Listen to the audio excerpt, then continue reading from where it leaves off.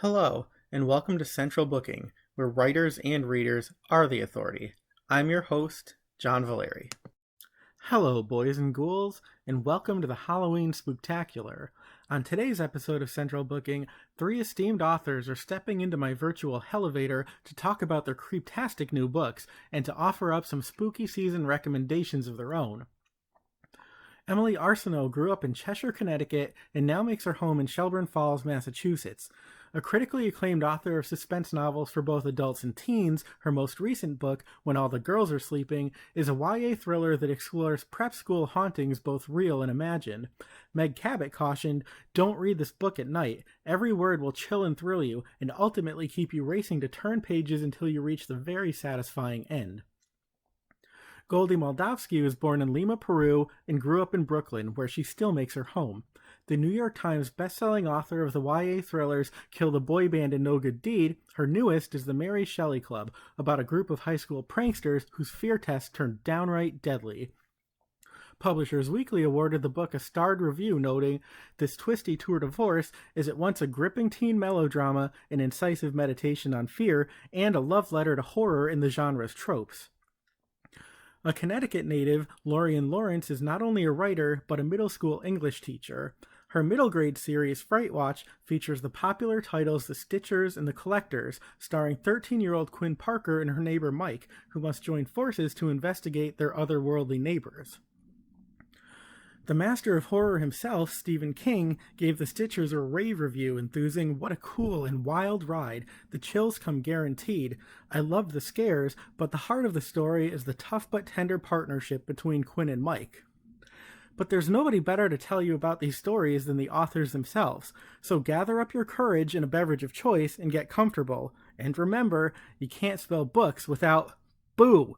Hi, everybody. Welcome back to Central Booking, a really special episode today. I am going to call it the Halloween Spooktacular, because we have three authors today for the price of none. It's the perfect season, I think, Halloween season, to discuss these books, which are kind of subtly creepy. They're not necessarily Halloween books, but they will give you chills and thrills and all of that good stuff. So we have Emily Arsenault with us, who is the author of When All the Girls Are Sleeping.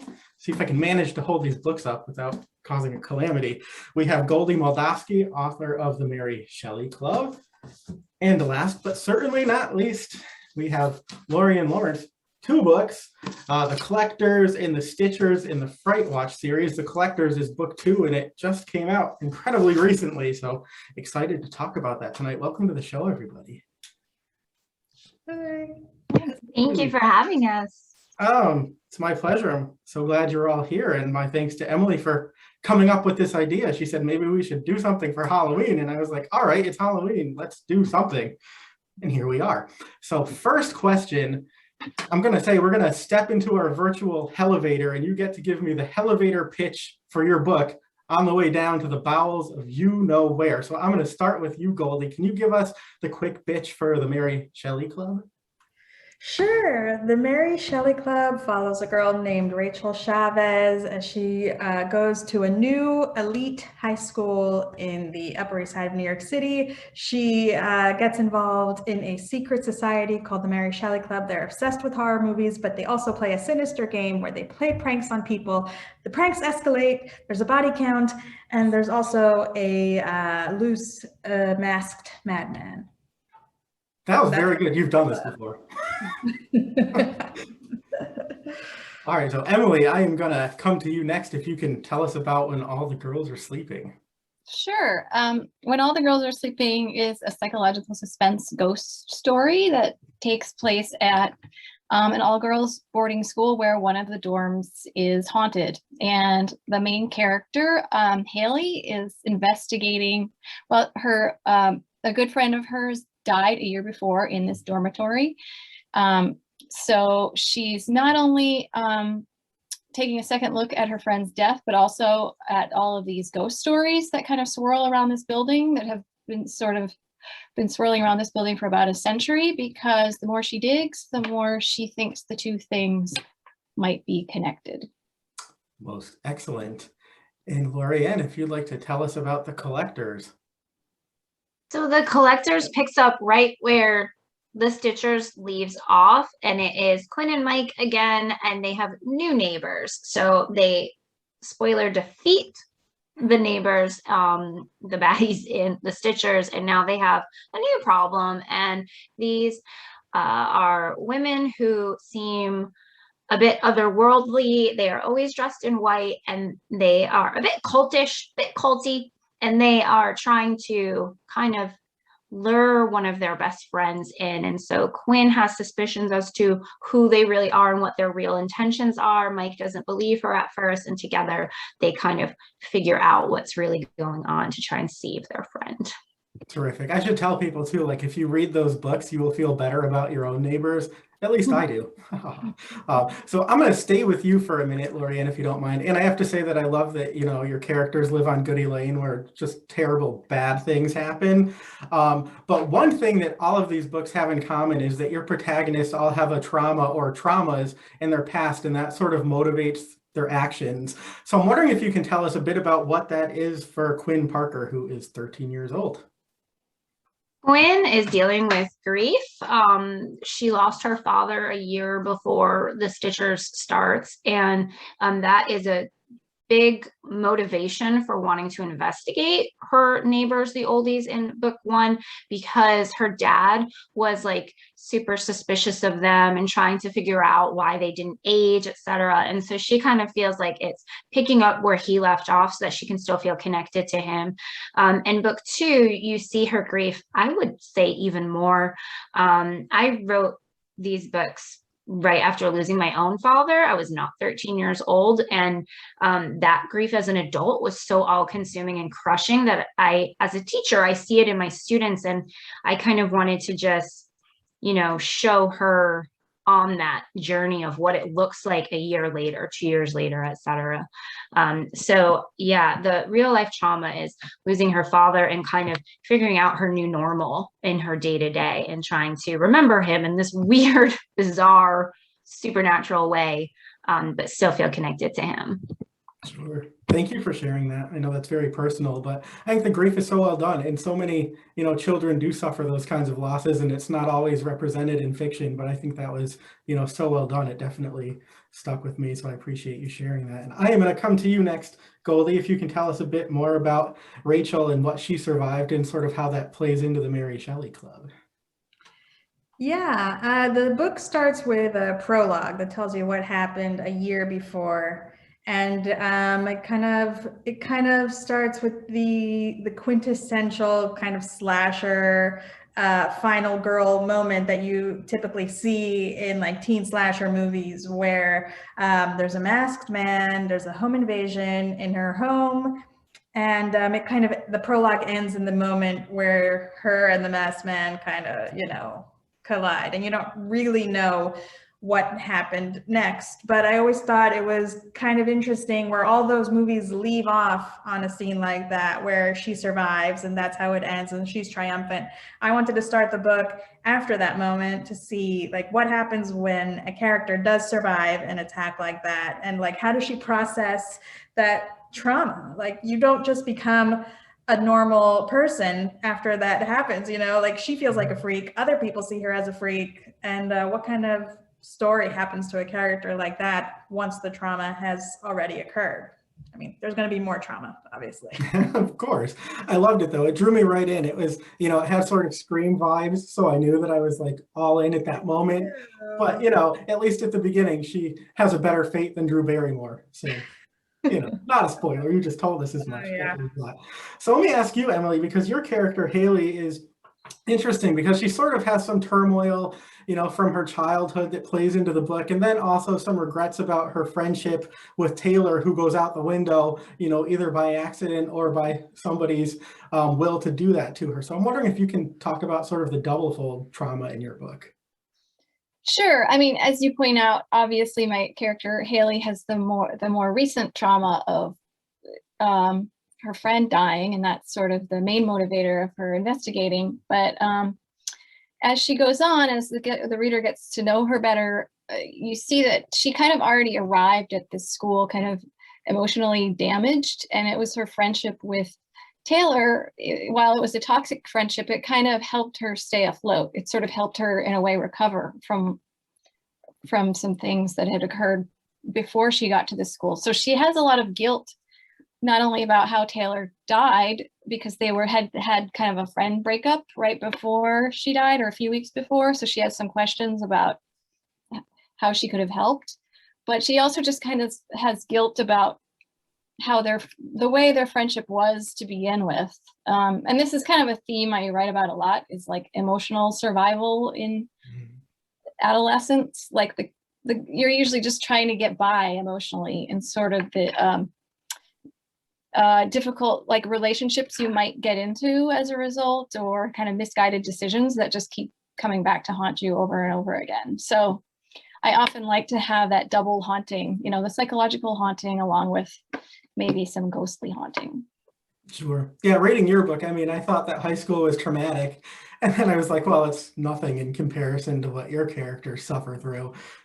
Perspective. Old age gives you some wisdom and perspective. But I'm going to stick with you for a second, Emily, if you don't mind. But something I love about this panel tonight is we sort of run the spectrum of ages, demographics, because Lorien writes for middle grade, Goldie, you write for young adult right now, and Emily, this new book is young adult, but you've also written several young adult novels.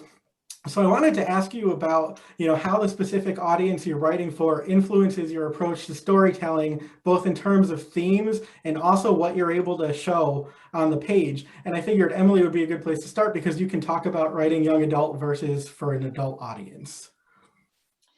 Right. It's difficult because I think both with adults and young adults, I do trust the reader a lot to pick up on subtle things. I just think what I choose for them to pick up on is very different for teens as opposed to adults. But I almost always write about amateur sleuths, and I really kind of try to trust the reader to come up with things along with my amateur sleuth. It's only really when I get to the end that I spell things out, just in case there are readers who need that. But I would say the main difference for me is, I'm always writing dialogue, and I like to have a subtext with dialogue, like who's keeping secrets, or who isn't keeping secrets, or what are you supposed to pick up on that's not really said. And I think with adults versus teens, I think the way people go about that is very different. Like I just think the way a teen operates and which adults they know to trust or how they ask questions is very different from how adults go about that, if that makes sense. Like I just think the way teenagers reveal themselves in a conversation is very different from how an adult would. I think that's a great point because, one of the things that really upsets me when I'm reading is nothing takes me out of a story more than like poor dialogue or unbelievable dialogue. Like when you have a, 16-year-old talking like she's 60 or the reverse of that. So good point. So I'm going to come to you next, Goldie, because your books, are YA and they tend to be sort of really intense and edgy. So I'm wondering if you can tell us about that. They're very cinematic, almost like a movie. Thank you so much. It's so interesting that you mentioned dialogue, because when I was thinking about your question, I'm like, well, I don't think I write for like the age of the reader. I think in terms of like, am I scared it's going to be too violent or something? It's more about my sensibility as an author. Like I don't like gore so much, so that's not something I'm going to put on the page anyway. So I'm not really worried about like crossing that threshold too much. And in general, I don't think we should be like censoring ourselves or coddling our readers. I mean, I write for teenagers. I don't know, maybe Lorien can say something about writing for smaller children, but I feel like I can trust my readers to, if they're going to pick up this book, to be able to handle the thrills and the horror. But talking about dialogue, I guess it's not something I ever really thought about, but that's probably like the only element where I definitely try to make sure that that I'm doing it correctly, because it's so important to get the language down when you're writing for teenagers. really as opposed to like writing for adults or for children. I know I've tried to write for children. I've failed, but I know that I feel like the language could even be more adult for children than what I'm trying to achieve with a teenage audience, which is something much more on their terms and conversational. And a lot of times when I'm drafting, I'll write something and then I'll read it back for the second draft, and I'll be like, I am trying way too hard and they are going to eat me alive for this. So when I see that happening on the page, I kind of try to pull back. So it's kind of a back and forth on how hard to go in on the language and then when to pull back. Sure. Yeah, the teens will let you know. I mean, they don't really hold any punches back when it comes to that. But yeah, let me ask you, Lorien, because you're a teacher, you have kids, you sort of live in that world. But I have to say, one thing I really liked about your book, even though it's targeted at middle grade, I read it as a 30-year-old man, and you can leave that to your imagination. But it was terrific. I mean, it was very compelling for me as an adult without children to read. And I think it's great when you can write a book targeted at one demographic, but that is pleasing to all demographics. Thank you. That means a lot, because I think that is one of the big differences between middle grade. Like my audience mine's slightly older middle grade, so it's like 10 to 14, but middle grade is usually like 8 to 14. And they're not buying the books by themselves. So kind of what you're saying, John, is so important for middle grade, because it's parents and librarians and teachers buying the books, and not the kids themselves. Like they might say, hey, I want, the second book in the Fright Watch series if they've read the first, but usually for the first one, they need an adult to put it in their hand.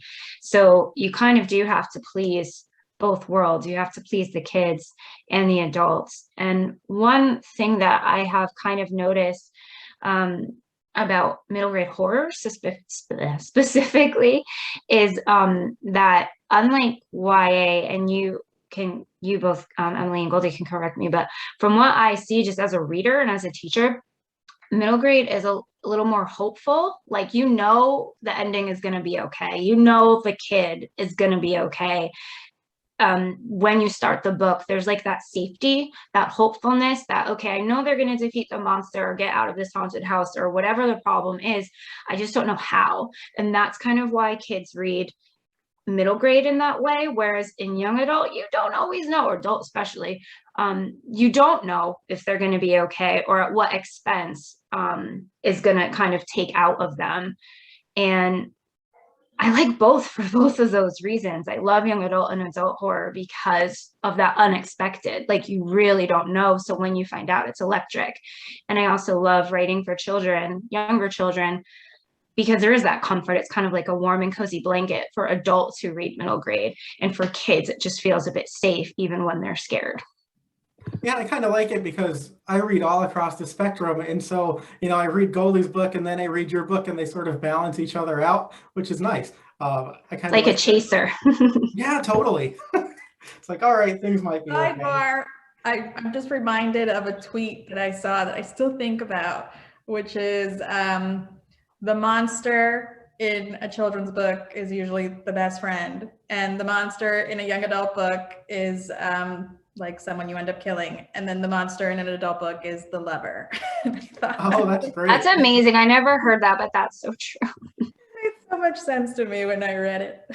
There's a takeaway from tonight. That really distills it down. But anyway, so we're talking about all things scary and spooky, and I'm assuming that we all sort of have a history with the things that scare us. I mean, I was afraid of everything as a kid. Like, I liked mystery, I did not like horror at all. And then I watched Scream, and it sort of turned my world upside down, because I was like, all right, this is a horror flick, but there's a really, really good mystery at its core. And so then that turned me on to horror. But like I said, I was afraid of everything. So I'm wondering if you can each tell me, something that you either were scared of or might still be scared of, and how these things play into the stories that you write. And I'll start with you, Emily.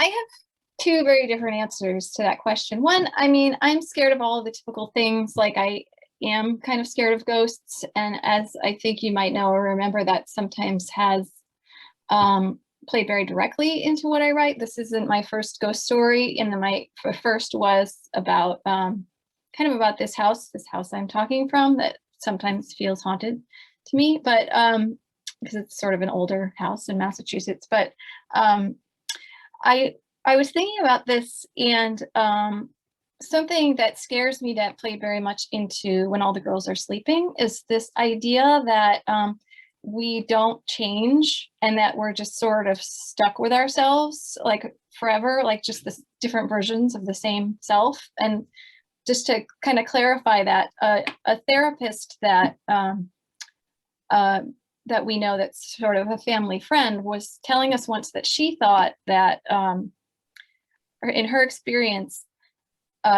most people just keep making the same mistake over and over again that reflects a mistakes they made when they were young teens, like 13, 14, 15, and they just keep reliving the same mistake over and over again unless they can find a way to get out of that. And to me, that idea felt very true to life, to things I've observed about myself and other people, but also felt very Twilight Zone. Like, that sounds so miserable, really, when you think about it. So to me, that's a sort of a more abstract thing that scares me, that I write about often, and I find it often works well with something supernatural as well. So if you like add, or something very suspenseful, like a threat or a mysterious death, or something more traditional, like a ghost. But so those two, I'm often working with both of those ideas together. Wow, that was interesting. That's deep. I'm going to be unpacking that tonight in the dark. Or maybe it won't be in the dark. The light will be on. That's interesting. So how about you, Lorien? This is like therapy. What scares you? What scared you? And how do you deal with it on the page? I am kind of a scaredy cat, but I don't believe in ghosts, even though I like to write about ghosts. I think because I just want to see one. Like, you can come to me. I want to see a ghost. I need to like see it. But I'm afraid of, I don't want to get too deep, but I wrote Stitchers because I was always afraid of losing someone I loved, and then I lost someone I loved. And that kind of carries through with the collectors. A less intense thing that I'm afraid of, which I wasn't afraid of when I was a kid. My brother was, and I used to make fun of him all the time. But as an adult, I've realized he's right. They're terrifying. It's alligators. Like, and I live in Connecticut. They are not here, but I am like terrified of these creatures who can lurk, who can pop out of nowhere, who can climb a fence. I saw a video of them climbing a fence, who can outrun you, who can swim, like all those things. That is such like a supernatural sounding monster to me that I kind of want to write something about alligators one day because they're terrifying. Alligators. Going to Florida. She doesn't deserve that. Someone told me run in a zigzag, so I'll do that. It's a great idea. Alligators and bullets, just run in a zigzag and hope for the best. How about you, Goldie? What really scares me? Oh gosh. Everything really scares me, and I do believe in everything. I believe in ghosts, and I believe in aliens. I believe that vampires probably existed at one point. I believe in demons. I believe in angels. I believe in it all. I'm very gullible. But in terms of writing it on the page, especially for the prologue, I had to pick something that I thought would scare me. And so I went with just a man silently standing outside, kind of like Michael Myers in Halloween. I just find that they don't have to be chasing me or running. If they're just standing outside a window, just staring, I think that's, for me, that's the scariest thing. And that's why I had to put that in there right away. It is creepy. You know, I was watching Halloween Kills the other night. I streamed it on Peacock. Thank God for Peacock, because I don't go to the theater anymore. But it was like, you know, it was midnight. Nobody else was awake in the house. I turned all the lights off. It was like me and my computer and a bag of Cheetos. And I was sitting at the dining room table, and there's a window looking out on the yard, and there's this big old tree out there and some weird lighting from the neighbors. And I just kept thinking it would be like so perfect if I looked out and like somebody was standing next to the tree. Like, that is creepy when they're just looking in and you don't know who they are or why they're doing that to you. So I totally can appreciate that. I kind of almost wished it happened, though. You know, you think it's so cool that it, and then who knows what would have happened if it actually did. You all would have heard me scream. I screamed very high, very girlish. So let me ask you a follow-up question. And I don't know, you might not all have a different answer on this, so whoever has a thought can just sort of jump in. But I'm just wondering if you have opinions on what purpose or purposes that fear serves, and how exploring those, on the page or through movies can help diminish those or make sense of them, either for your readers or for yourselves personally. And this one's up for grabs. Sure, I'll take it. Yeah, kind of a big theme of the Mary Shelley Club was exploring what fear means and kind of like playing around with it. For the members of this club, they're playing around with fear kind of as a way to control it and then be more powerful, be on top of it. Like they use it, one of the members uses it because the rest of his life is already so controlled that this is the way that he gets to let loose. Another character uses it to fight back against some bullies and put them in their place. Another character is a weirdo, and she just likes scaring people. But my main character uses it as a form of comfort. She uses it. She watches scary movies and becomes obsessed with them because of what happened in her past, and finds that it's actually a really safe way to experience fear. I find the same thing to be true, that it's really, really terrifying to be scared in real life. But when you're watching scary movies or reading a scary book, it's such a safe and cathartic experience to go through that and then come out the other side and feel relieved. That's kind of the opposite of fear. And what a great feeling that is, to be able to access that. So yeah, that's a question that I was hoping to explore and answer in the book, to see how fear can either run our lives or set us free, basically. Interesting answer. Wes Craven said something really similar. People would always say, do you think that movies cause people to be fearful? And he said it's sort of the exact opposite, because you expose them to all these things and then they can work through it and have catharsis at the end, because they know, 90 minutes or 2 hours in, that regardless of what happens on the screen, they're going to be safe. And that was sort of my experience. Like, until I started watching those movies, I was afraid of everything. And then I realized that I kind of liked the fear, and now I've evolved, and I'm that person in the movie theater that laughs when really bad things are happening and everybody else looks at you like you're a creep. That's me.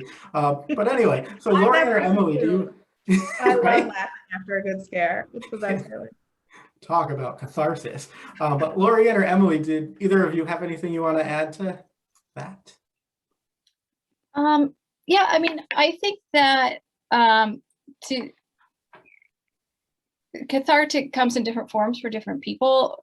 Also, escapism comes in different forms for different people. Like, I know people who a great escape for them is to read a romance or something really light, and that just makes them feel like they can get away from their problems and just have a little break. But I find that for me, I can't really get into that stuff in the same way, that I just need that a little bit of that fear or threat in my fiction in order for it to be suspenseful, to like truly escape into it.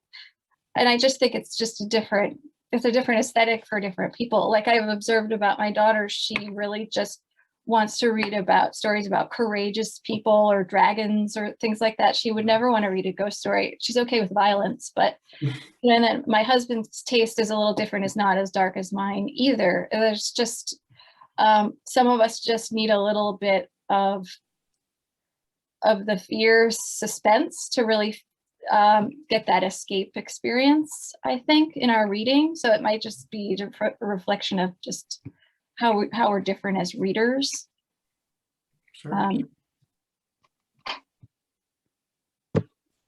I agree with everything Goldie and Emily said. I guess as I teach 7th grade English. And I guess as a teacher, one thing I will say is that even kids who won't pick up like a horror book or a scary book on their own, if I do a read aloud of like a short story or a first chapter or something like that with a scary book, like every reluctant reader in the room will be like, oh, and if I stop like in the middle of a chapter, because I'm mean, they'll be like, wait a minute, what? And it's like electricity is buzzing through the room. And even kids who claim they hate books and hate to read and like don't ever read on their own. Like, they need to know what happens. And I don't see that with any other genre. It's something like, even if they go home and they read, like some kids say, oh, I like to read sad books like John Green and cry and all that. But when I read from those kinds of stories, the whole room is not captivated. When I read from something scary, the whole entire room is captivated. And that might be for a plethora of reasons. It might be what we're saying. It's cathartic for some kids. Some kids might just find it entertaining and fun. Other kids might be needing to know how to slay that monster. And other kids just are feeding off of like the energy in the room. And I think that's something really special about horror. And there's so many different branches. Like, there's so many types of horror that I don't like. I personally like horror that has like scream, has banter and humor and an element like that. But I do think all branches of horror and scary and spooky and what have you, there is that kind of energy that is really captivating. Yeah, that's a great point. And I feel like fear is so primal that everybody, can relate to it somehow, because we all, fear something or multiple things. And I'm going to stick with you for a second, Lorien. I want to take everybody back to sort of their kiddish days. And I'm wondering if you can sort of recall what your introduction was to scary things, whether it be scary stories, books, movies. What were those things? And have you found that your tastes have stayed similar to that, or have they changed over time? Oh, mine was so inappropriate. It was kindergarten. And the librarian read from Scary Stories to Tell in the Dark. And so he obviously like prefaced it with, these are true stories, to a group of 5-year-olds where, like, I mean, school was very different in the 80s. And so he was just like, let's read some of these. And we were all like, oh my gosh. But that was that electricity that I keep talking about. That's what everybody in that room felt. And I was like, I want more of this. And then when I got older, like 4th grade, I started reading Fear Street, and 5th grade, probably Christopher Pike. And then, because middle grade wasn't really a thing when I was a kid, I kind of just immediately went to like Anne Rice and Stephen King way before I should have. And I still have such a soft spot for like Fear Street and R.L. Stein in general. And those always feel like, if I'm feeling really frustrated or upset or kind of in a reading rut where I'm not sure what to read, or I don't have time to start something new before I have to work on edits or something, I'll like pull out The Secret Bedroom by R.L. Stein, or something that feels kind of cozy, where I know exactly where it's going, right, but it just feels like a warm, cozy blanket. So yeah, I was 5. That's great. Yeah, I had the same experience. I feel like I was always reading like slightly above my level. So people would be reading Goosebumps and I would be reading like Fear Street and The Babysitter, that poor babysitter. And you mentioned Scary Stories to Tell in the Dark, and I'll just say really quickly, if people have not heard the audio versions of those books, like, they take them and they make them even creepier because the voice is so disturbing. So if you have not listened to the audio books, you should totally check them out. You'll be terrified. So I'm going to come to you next, Emily.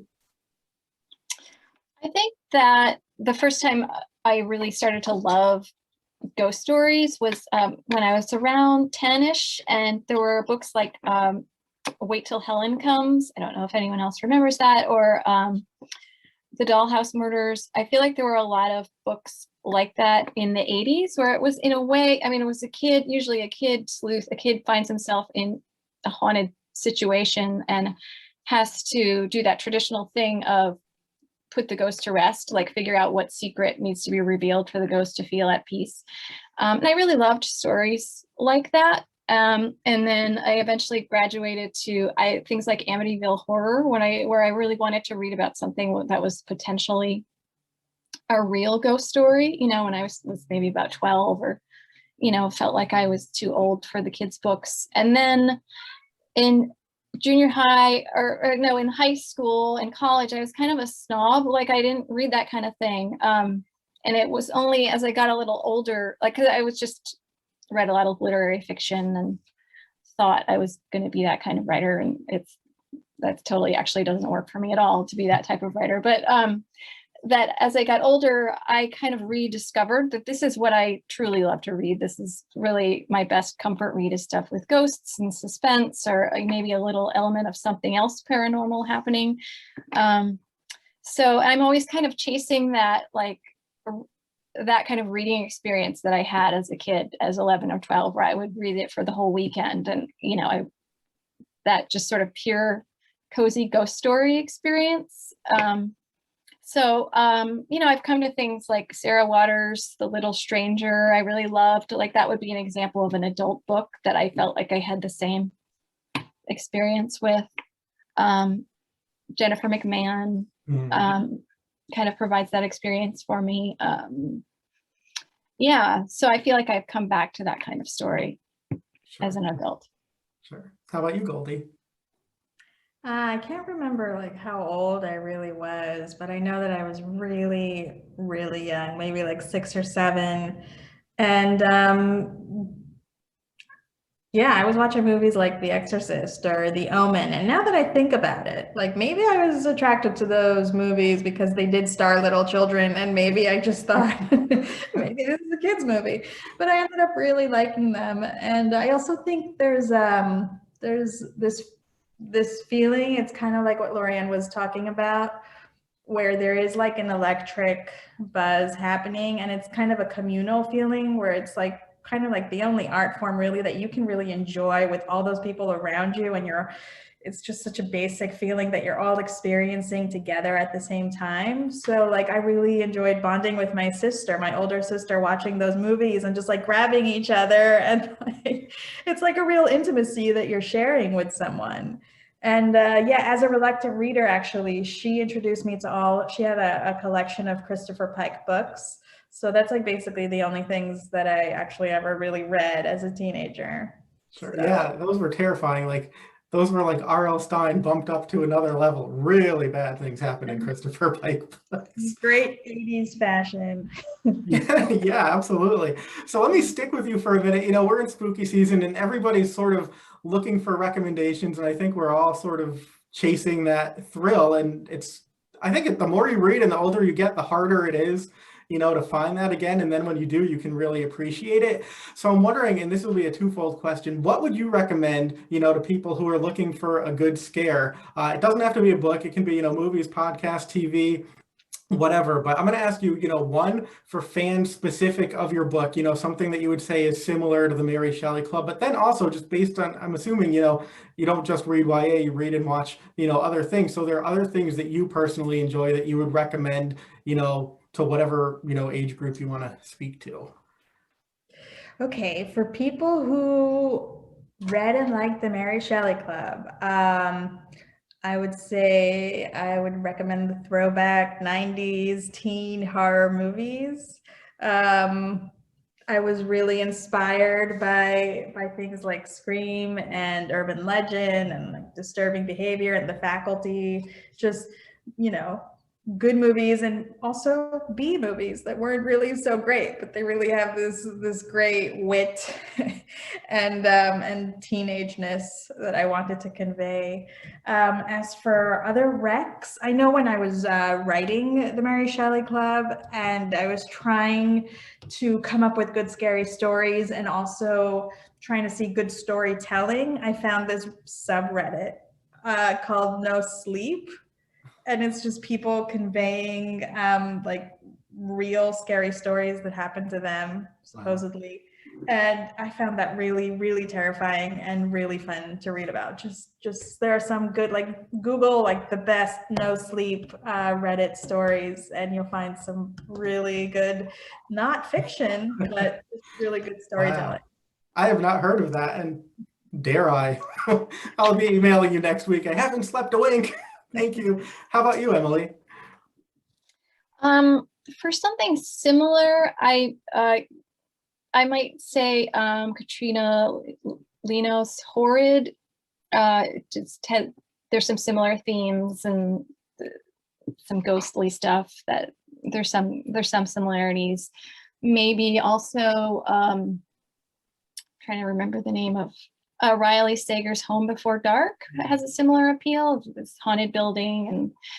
And but in terms of stuff that I've been taking in lately, I would recommend Rachel Harrison's The Return. It's pretty different from what I wrote, but just for a good sort of Halloween season read. It's about it's an adult book. It's about toxic friendships, and there's some definite like horror, gross out moments that are really cool in that. And currently I'm watching Midnight Mass. I don't know if anyone else is watching that, and I can't quite get through it. I guess I'm kind of a wimp. I mean, I watched it with my husband, and he falls asleep before the end, and some of the worst moments come at the end of each episode, and like they're sleeping and I'm by myself in this drafty old house, and so I'm a couple of episodes away from the end of that, but it's a lot of fun. So, and it's a good Halloween season show. So that's kind of where I'm at. Excellent. I've heard a lot about that one. How about you, Lorien? I'm also watching Midnight Mass. I'm also a couple episodes away from the end. And I'm enjoying it so far. I love like the atmosphere of it. For books that are, if you like Fright Watch, Dacre Herman, Hide and Seeker is like one of my favorites, middle grade horror books. It has like a Nightmare on Elm Street kind of vibe for kids. And she's hilarious because she didn't realize she was writing a horror book until she saw her cover. But it's like guy who gets you in your dreams. But and a book I finished recently that's YA that was very buzzy, came out the same year that the Stitchers did, and I just was waiting for it to go on paperback, was The Year of the Witching by Alexis Henderson, and I'm still thinking about it, and I finished it like a couple weeks ago. I love witches and I love cults, and this just brought both of those beautiful worlds together, and it's quite like a literary style. So, yeah. Awesome. So I'm just going to throw out a real quick recommendation too, because like I said, I'm always sort of chasing that high, and sometimes you find it and sometimes you don't. And it may have just been a case of, picking up the exact right book at the exact same time after having a few disappointing ones. But I don't know if anybody's read Chasing the Boogeyman by Richard Chismar, I believe is his name. But I see it all over everything lately. It's so good, and it's such an interesting setup, because basically he sort of takes his life story. He's the main character, and he comes back to his hometown, after graduating college. He's saving up money to get married. He's starting a writing career, and he's basically living, in his childhood bedroom with his parents. And then there's somebody in the neighborhood who's abducting and killing girls. And so he ends up sort of investigating that. So it's, a fictional novel. It's sort of horror-y. It's a bit memoir-ish. And then true crime-y too. They present it sort of as a true crime manuscript, and they even took black and white pictures, of the people and the places that are interspersed throughout the book. So it's just this like cool melding of all these different genres. But anyway, really enjoyed that one. So I figured I would throw that out there as well. But final question, talk about scary things. You all have books out recently, but that leads to the question of what comes next. So I'm wondering if you're not too superstitious, if you can give us a little teaser, and I will start with you, Lorien. I am working on edits for Fright Watch 3, which is called Unmasked, and it features a different main character. And I did have a kid reader write to me this week saying, why are you changing the main character? So I'm getting a little nervous for that. But this main character is a monster maker. I am a nerd for like special effects artists and monster making and all of that stuff. And I got to like work with a monster maker, special effects artist, to like get all the research for it. So I'm super excited. And there's a sea monster, there's a crush gone wrong. So that's the next book that will be published for sure. That one's coming out next year. Nice. Thank you. How about you, Emily? Well, I'm back to writing an adult book, and it took me a while to come to this project after a couple of false starts. So I can't really say that much about it, but it does definitely have a vaguely spooky supernatural element to it, along with sort of a broader mystery. Nice. And Goldie, I think we started with you, so we might as well end there too. Yeah, I'm writing something in a totally different genre because I cannot pick one genre to stick to. But I'll say that it is a retelling of a classic assignment book that a lot of students probably have read. Oh, nice. And it's a comedy. That's terrific. Well, thank you all so much for being here. I'm going to see if I can manage to hold up the book stack. It might be beyond me. I don't know if you hear crash, boom, bang, that's me dropping all your books, which would be terrible. But these are like the perfect reads for spooky season. I feel like I've been, what do they say? An embarrassment of riches. Like I've enjoyed these all so much. This is like the most memorable Halloween season I've had in a while. So I'd really encourage people to check out all your books. So thank you again. And really quickly, we'll go through. So it's Goldie Moldavsky, the Mary Shelley Club, Emily Arsenault, When All the Girls Are Sleeping, and Lorien Lawrence got Fright Watch, which is the collectors and the stitchers, or you can reverse the order and read them as they were meant to be read. And I have to say too, all of the covers are amazing. I know they say don't judge a book by the cover, but you all have exceptional covers in addition to exceptional stories. So thank you for the great reads, and thank you so much for taking time out of your evenings to be here today. Appreciate it. Thank you. Thank you. That's it for this episode of Central Booking. Thanks for watching, and be sure to subscribe to our channel so you don't miss a thing.